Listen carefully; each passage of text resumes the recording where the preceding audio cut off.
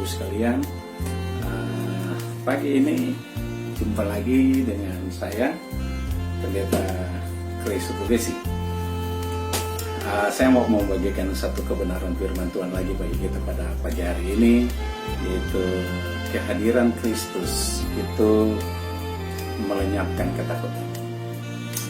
Saya harapkan bagi kita sekarang, hari-hari ini kita semakin hari semakin kuat di dalamnya. Salam sehat bagi kita. Sebelum itu mari kita berdoa. Bapa, kami taruh kebenaran firman Tuhan, pemberitaan firman Tuhan pada pagi hari ini, biar pemberitaan firman Tuhan ini memberikan kita kekuatan, memberikan kita semangat, supaya kita semua boleh terlepas daripada rasa ketakutan yang melanda kehidupan kita hari-hari ini. Terima kasih Bapa, kuatkan, berkati hamba, berkati umat Tuhan. Dalam nama Yesus. Haleluya. Amin. Kehadiran Kristus itu melenyapkan ketakutan.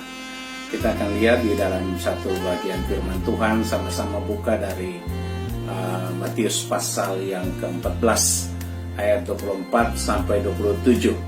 Firman Tuhan itu berbunyi demikian. Kira-kira jam 3 malam datanglah Yesus kepada mereka, murid-murid dalam perahu, berjalan di atas air. Ayat 26, bahwa ketika murid-muridnya melihat dia berjalan di atas air, mereka terkejut dan berseru, "Itu hantu!" Lalu berteriak-teriak karena takut.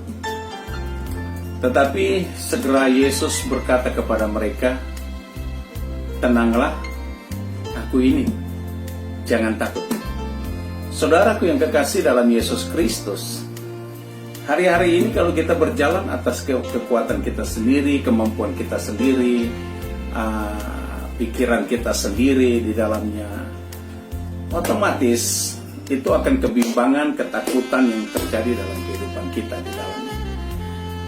Tapi tatkala kita menghadirkan Tuhan dalam hidup kita, murid-murid ini mendapatkan satu masalah di dalamnya. Ada angin badai yang menerpa mereka di dalamnya. Karena subuh pagi dan tiba-tiba nampaklah Yesus datanglah pada mereka. Saudara, mungkinkah kita menghadapi situasi seperti ini? Bukan kita lihat hantu, tetapi mungkinkah kita lihat dengan berbagai macam persoalan, masalah yang kita hadapi di dalam, tiba-tiba kita down di dalamnya, kita nggak bisa kuat berdiri, kita nggak bisa kuat bangun di dalamnya, tetap menimpa kita di dalam. Tapi pagi ini, saudaraku, hadirkanlah Tuhan dalam hidupmu di dalam, maka ketakutan itu akan hilang. Karena dikatakan, tetapi segeralah Yesus, ayat 27, tetapi segeralah Yesus berkata kepada mereka, "Tenang, aku ini, jangan takut." Haleluya. Itu sebabnya saudaraku yang kekasih, di dalam perjalanan kita mungkin kebingungan, kita mungkin berkata, bagaimana hidup saya selanjutnya, bagaimana dengan segala kehidupan saya, rumah tangga saya, anak-anak saya, dan semua yang terjadi dalam hidup kita di dalam.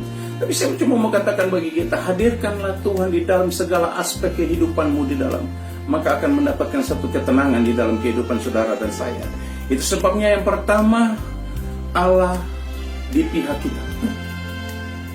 Matius 14 ayat 27, tetapi segeralah Yesus berkata kepada mereka, "Tenanglah, jangan takut."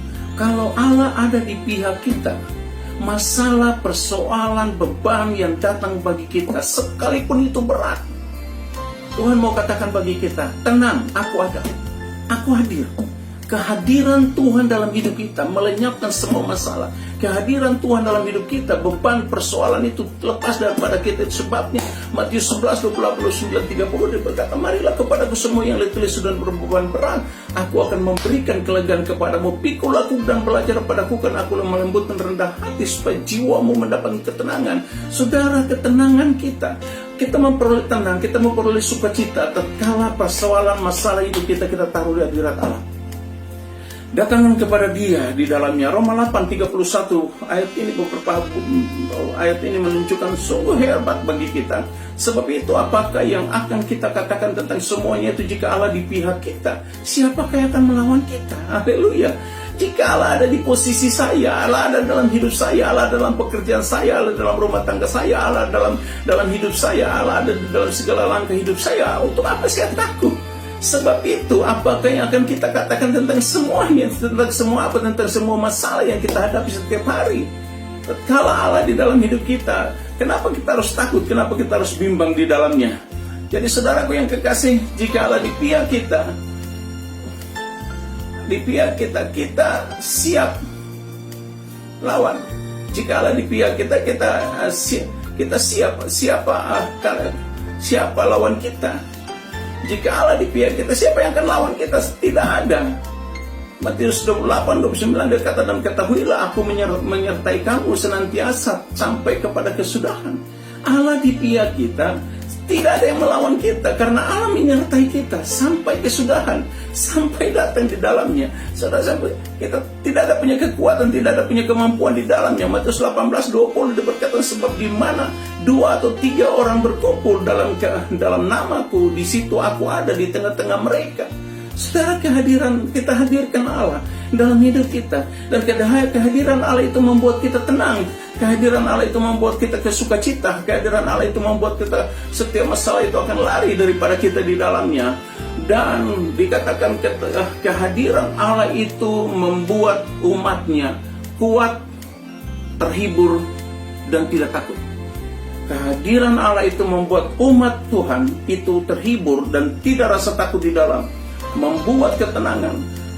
Yosua pasal 8 ayat 1, kemudian berfirmanlah Tuhan kepada Yosua, jangan takut dan peganglah, jangan takut, dikatakan jangan takut dan janganlah tawar hati.